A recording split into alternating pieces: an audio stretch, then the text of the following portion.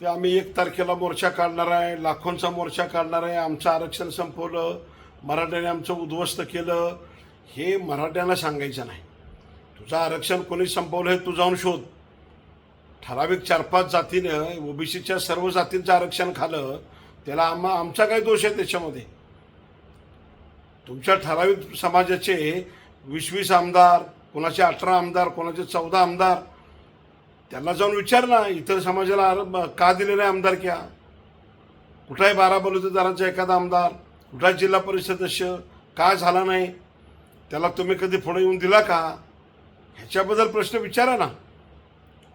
काही कारण नाही उगाच उठायचं, मराठा समाजाच्या विरोधात काहीतरी भूमिका घ्यायची, 4 लोक मागं उभा करायचं, दंगा करायचा.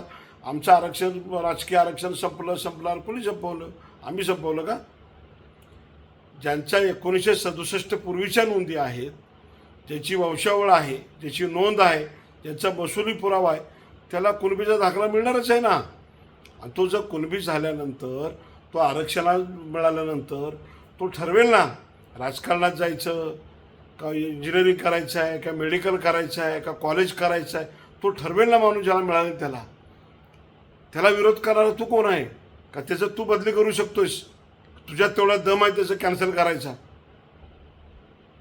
चुकीच्या पद्धतीनं मराठा समाजाच्या नावानं बोंबाबोंब मारायची, समाजात सामाजिक तेढ निर्माण करायचा. आणि तुला मोर्चा काढायचा, काढ ना बाबा. तू 1 तारखेला काढ, 10 तारखेला काढ, 15 तारखेला काढ, तर रोज काढ. आम्हाला काय घेणं तर मराठ्यांना त्याचं?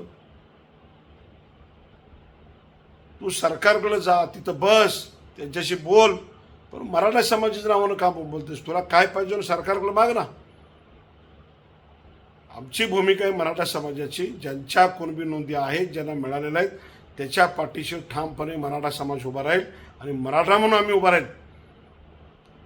कुणालाही डिवचण्याचा प्रयत्न केला, दादागिरी फिदागिरी खपवून घेतली जाणार नाही.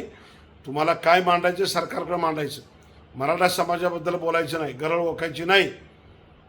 आणि जो वकली जशास तसं उत्तर देऊ.